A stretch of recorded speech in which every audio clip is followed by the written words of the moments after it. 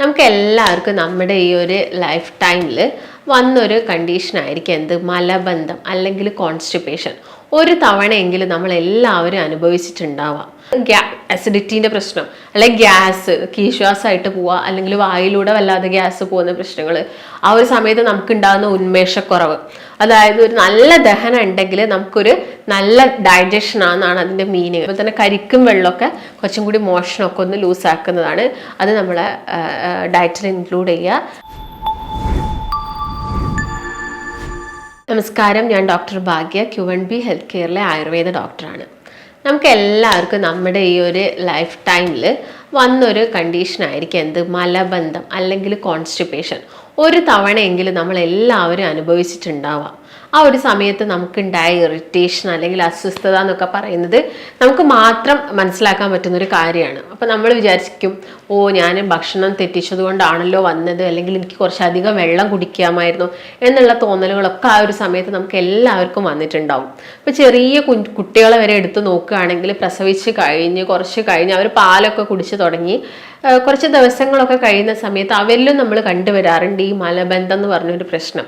അതിനുള്ളൊരു മെയിൻ കാരണം അമ്മമാര് കഴിക്കുന്ന ഭക്ഷണത്തിൽ വന്ന മാറ്റങ്ങളാണ്. കാരണം കുഞ്ഞുങ്ങൾ ആ സമയത്ത് മുലപ്പാൽ മാത്രമേ കുടിക്കുന്നുള്ളൂ. അപ്പൊ എന്നിട്ടും അവർക്ക് ഇങ്ങനെ ഒരു കോൺസ്റ്റിപ്പേഷൻ വരണമെങ്കിൽ അത് നമ്മുടെ ഭക്ഷണ രീതിയിൽ വന്ന മാറ്റങ്ങൾ കൊണ്ട് തന്നെയാണ്.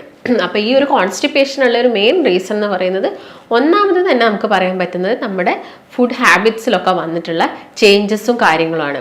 പിന്നെ പല കാരണങ്ങൾ കൊണ്ട് ഇത് വരാം. അതായത് ഇപ്പൊ നിങ്ങൾ എന്തെങ്കിലും ഒരു അസുഖത്തിന്റെ ഭാഗമായിട്ട്, ഇപ്പൊ നിങ്ങൾക്ക് ചിക്കൻ പോക്സ് പോലുള്ള അസുഖം, അല്ലെങ്കിൽ നിങ്ങൾക്ക് കണ്ടിന്യൂസ് ആയിട്ട് കുറച്ച് ദിവസമായിട്ട് ഫീവർ ഉണ്ടെങ്കിലൊക്കെ നിങ്ങൾക്ക് മലബന്ധം വരാനുള്ള ചാൻസസ് കൂടുതലാണ്. അല്ലെങ്കിൽ നിങ്ങൾ പെട്ടെന്ന് തന്നെ ഏതെങ്കിലും ഒരു മെഡിസിൻസ് സ്റ്റാർട്ട് ചെയ്ത് കഴിഞ്ഞു, അല്ലെങ്കിൽ നിങ്ങൾ ഒരുപാട് കാലമായിട്ട് ഏതെങ്കിലും മരുന്നൊക്കെ കഴിക്കുന്നുണ്ടെങ്കിലും ഇങ്ങനെയുള്ളൊരു പ്രശ്നമൊക്കെ ആളുകളിൽ വരാനുള്ള ചാൻസസ് കൂടുതലാണ്. പിന്നെ ഒന്നെന്ന് പറയുന്നത് വ്യായാമക്കുറവ്. അതായത് നിങ്ങൾ ബോഡിക്ക് പ്രോപ്പർ ആയിട്ടുള്ള ഒരു എക്സസൈസും കാര്യങ്ങളും ഒന്നും കൊടുക്കുന്നില്ലെങ്കിലും ഇങ്ങനെയുള്ള കോൺസ്റ്റിപ്പേഷൻ, കണ്ടിന്യൂസ് ആയിട്ട് ഇരുന്ന് ജോലി ചെയ്യുന്ന ആളുകൾ, അതായത് ഒരു സെഡൻറ്ററി ലൈഫ് ഫോളോ ചെയ്യുന്ന ആളുകളിലും ഈ ഒരു പ്രശ്നം വരാനുള്ള ചാൻസസ് കൂടുതലാണ്. പിന്നെ നിങ്ങൾ ഫൈബർ റിച്ച് ആയിട്ടുള്ള കാര്യങ്ങളൊന്നും ഭക്ഷണത്തിൽ ഇൻക്ലൂഡ് ചെയ്യുന്നില്ലെങ്കിൽ, അതുപോലെ തന്നെ ഞാൻ നേരത്തെ പറഞ്ഞ പോലെ തന്നെ വെള്ളം നിങ്ങൾ പ്രോപ്പറായിട്ട് കുടിക്കുന്നില്ലെങ്കിൽ, ഈ കാരണങ്ങൾ കൊണ്ടൊക്കെ നമുക്ക് കോൺസ്റ്റിപ്പേഷൻസ് വരാം. ചില ആളുകൾക്ക് ഒന്നരാടൻ, അതായത് ഓൾട്ടർനേറ്റ് ഡേയ്സിലായിരിക്കും അവർ പോകുന്നുണ്ടാവുക. അതുമൂലം അവർക്ക് ഒരുപാട് അസ്വസ്ഥതകൾ ഉണ്ടാവും. 1, 2, 3 ദിവസമായിട്ട് നിങ്ങൾക്ക് വയറ്റൊന്നും പോകുന്നില്ലെങ്കിൽ നിങ്ങൾ നിർബന്ധമായിട്ടും ഒരു ഡോക്ടറുടെ നിർദ്ദേശം എന്താണെങ്കിലും എടുക്കേണ്ടതാണ്. കാരണം നമുക്കറിയാം, ഒരു ദിവസം നമ്മളൊന്ന് ബാത്റൂമിൽ പോയിട്ടില്ലെങ്കിൽ നമുക്ക് ആ ഒരു ദിവസം കംപ്ലീറ്റ് ആയിട്ട് പോയ പോലെയാണ്. അതായത് നിങ്ങളിപ്പോൾ നോർമലി നമുക്കറിയാം, നമ്മുടെ ബോഡിയിൽ നമ്മുടെ എല്ലാ കാര്യങ്ങളും നിയന്ത്രിക്കുന്നത് ബയോളജിക്കൽ ക്ലോക്കാണ്. അതായത് നിങ്ങൾ ഉറങ്ങുന്നതും നിങ്ങൾ കൃത്യസമയത്ത് എഴുന്നേൽക്കുന്നതും പിന്നെ നമ്മുടെ പ്രഭാത കർമ്മങ്ങളൊക്കെ ചെയ്യുന്നതൊക്കെ നമ്മുടെ ബയോളജിക്കൽ ക്ലോക്കിന്റെ സഹായത്തോടു കൂടിയാണ്. ഇതിനെന്തെങ്കിലും ഒരു തകരാറ് സംഭവിച്ചാൽ, അതായത് നിങ്ങളിപ്പം എല്ലാ ദിവസവും ഒരു 10 മണിയാകുമ്പോൾ കിടന്നുറങ്ങി രാവിലെ ഒരു 6 മണിക്ക് ആകുമ്പോൾ എഴുന്നേൽക്കുന്ന ആള്, എന്നിട്ട് നിങ്ങൾ കണ്ടിന്യൂസ് ആയിട്ടുള്ള കാര്യങ്ങൾ ചെയ്യുക, എന്നാലും നിങ്ങൾ ഇത് ഉറങ്ങുന്നത് ഒരു 12 മണിയായി അല്ലെങ്കിൽ ഒരു 11 മണിയൊക്കെ ആയിപ്പോയി. അങ്ങനെയാണെങ്കിൽ അടുത്ത ദിവസം രാവിലെ കുറച്ച് ലേറ്റ് ആയിട്ട് എണീക്കുകയാണെങ്കിലും നിങ്ങളുടെ ആ ഒരു ക്ലോക്കിൽ കുറേ ചേഞ്ചസ് വന്നു.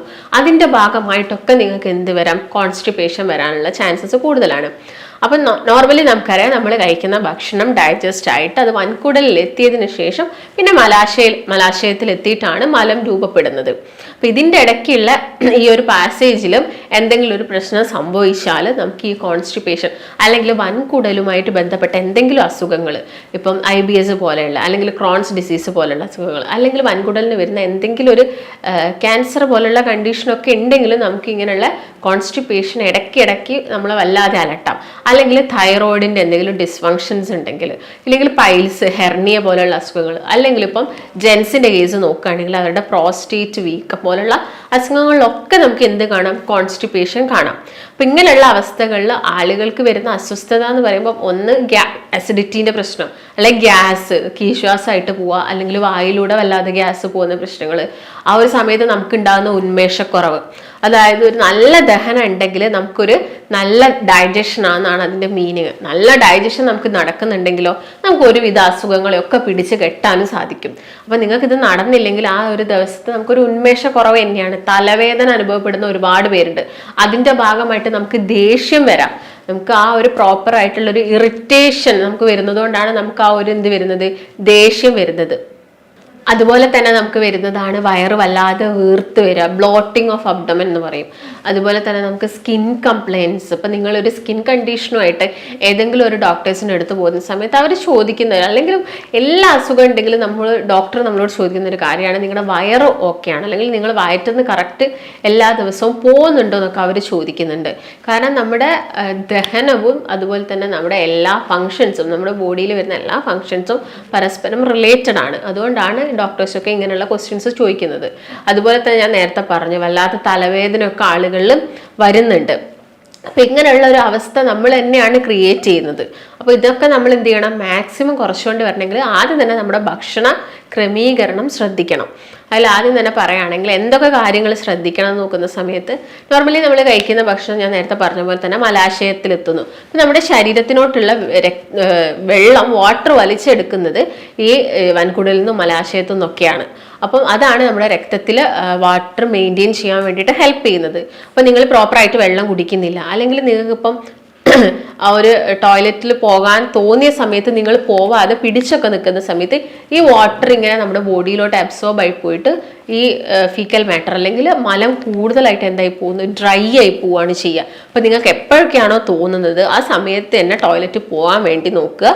അതുപോലെ തന്നെ നന്നായിട്ട് വെള്ളം കുടിക്കുക. ഒരു 8 മുതൽ 10 ഗ്ലാസ് വെള്ളം കുടിക്കണം. അതുപോലെ തന്നെ നമ്മുടെ ബോഡി വെയിറ്റ് എത്രയാണ്, ഒരു 25 kgക്ക് 1 ലിറ്റർ വെള്ളം എന്നുള്ള കണക്കാണ്. അപ്പം നിങ്ങൾ നോക്കുക, ഇങ്ങനെ വിയർക്കുന്നുണ്ടോ, നല്ല രീതിയിൽ വിയർത്ത് പോകുന്നുണ്ടെങ്കിൽ കുറച്ചധികം വെള്ളം കുടിക്കാൻ വേണ്ടിയിട്ട് ശ്രദ്ധിക്കുക. അതുപോലെ തന്നെ നാരുകൾ അടങ്ങിയ ഫുഡ് എന്ന് പറയുന്ന സമയത്ത് ഇപ്പോൾ ഫ്രൂട്ട്സിലാണെങ്കിലും നാരുകൾ അടങ്ങിയ ഫ്രൂട്ട്സ് ഒരുപാടുണ്ട്. ഇപ്പം ആപ്പിൾ ആയിക്കോട്ടെ, പേരക്ക, പപ്പായ, ഇതൊക്കെ നമ്മുടെ മോഷൻ കുറച്ചും കൂടി ലൂസാക്കാൻ വേണ്ടിയിട്ട് ഹെൽപ്പ് ചെയ്യും. കക്കിരിയിൽ ഒരുപാട് വാട്ടർ കണ്ടന്റ് ഉണ്ട്, വാട്ടർ മെലണിൽ വാട്ടർ കണ്ടന്റ് ഉണ്ട്. ഇങ്ങനെയുള്ള ഫ്രൂട്ട്സ് ഒക്കെ നമ്മുടെ ഭക്ഷണത്തിൽ ഇൻക്ലൂഡ് ചെയ്യുക. പൈനാപ്പിൾ ഇൻക്ലൂഡ് ചെയ്യുക. അതുപോലെ തന്നെ സ്വീറ്റ് പൊട്ടറ്റോ നമുക്ക് കഴിക്കാൻ പറ്റുന്നൊരു ഭക്ഷ്യവസ്തുവാണ്, അത് ഇൻക്ലൂഡ് ചെയ്യുക. വെജിറ്റബിൾസ്, എല്ലാ വെജിറ്റബിൾസും കഴിക്കുക. ഇലക്കറികൾ കഴിക്കുമ്പോൾ നമുക്കറിയാം കുറച്ചും കൂടി അത് നമ്മുടെ മോഷൻ ലൂസാക്കാൻ വേണ്ടിയിട്ട് ഹെൽപ്പ് ചെയ്യും. അതുപോലെ തന്നെ ചെറിയ ഉള്ളി, സാലഡ്സ് നന്നായിട്ട് നമ്മുടെ ഭക്ഷണത്തിൽ ആഡ് ചെയ്യാൻ വേണ്ടി നോക്കുക. അതുപോലെ തന്നെ ക്യാരറ്റ്, ബീട്രൂട്ട് പോലുള്ള പച്ചക്കറികൾ കഴിക്കുക. വെണ്ടയ്ക്ക നന്നായിട്ട് കഴിക്കുക. ബീൻസ് ഒക്കെ നമ്മുടെ ഭക്ഷണത്തിൽ എല്ലാ ദിവസവും ഇൻക്ലൂഡ് ചെയ്യാൻ വേണ്ടിയിട്ട് ശ്രദ്ധിക്കുക. പിന്നെ കൂടുതലായിട്ടും നോൺ വെജ് ഐറ്റംസ് കഴിക്കുന്ന സമയത്ത് ആളുകളിൽ കോൺസ്റ്റിപ്പേഷൻ വരാറുണ്ട്. പക്ഷെ അങ്ങനെ നമുക്ക് എല്ലാ സമയത്തും നോൺ വെജ് കംപ്ലീറ്റ് ആയിട്ട് അവോയ്ഡ് ചെയ്യാൻ പറ്റത്തില്ല.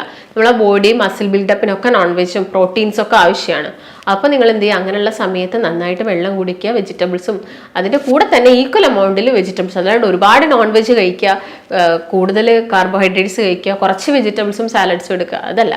എല്ലാം ഈക്വൽ ആയിട്ടുള്ള എമൗണ്ടിൽ കാർബോഹൈഡ്രേറ്റ്സ് കുറച്ചിട്ട് ബാക്കിയെല്ലാം ഈക്വൽ ആയിട്ടുള്ള ഒരു എമൗണ്ടിൽ നമ്മുടെ ഭക്ഷണത്തിൽ ഇൻക്ലൂഡ് ചെയ്യാൻ വേണ്ടിയിട്ട് ശ്രദ്ധിക്കുക. അതുപോലെ തന്നെ നല്ലൊരു എക്സസൈസ്, നമ്മുടെ ബോഡിക്ക് മൂവ്മെൻറ്റ്സ് കൊടുക്കുമ്പോൾ ബവൽ മൂവ്മെൻറ്റ്സ് കുറച്ചും കൂടി ഈസി ആവാൻ വേണ്ടിയിട്ട് ഹെൽപ്പാക്കും. നന്നായിട്ട് ഒരു കിടന്നുറങ്ങുക. 8 മണിക്കൂറൊക്കെ കിടന്നുറങ്ങുമ്പോൾ ഇൻഫ്ലമേഷനും കാര്യങ്ങളൊക്കെ നമ്മുടെ ശരീരത്തിൽ കുറയ്ക്കാൻ വേണ്ടി ഹെൽപ്പാക്കും. അതുപോലെ തന്നെ നിങ്ങൾ ചെയ്യേണ്ടത് എന്തെങ്കിലും യോഗയോ അങ്ങനെയുള്ള കാര്യങ്ങളൊക്കെ നമുക്ക് കുറച്ചും കൂടി പ്രാക്ടീസ് ചെയ്യാം.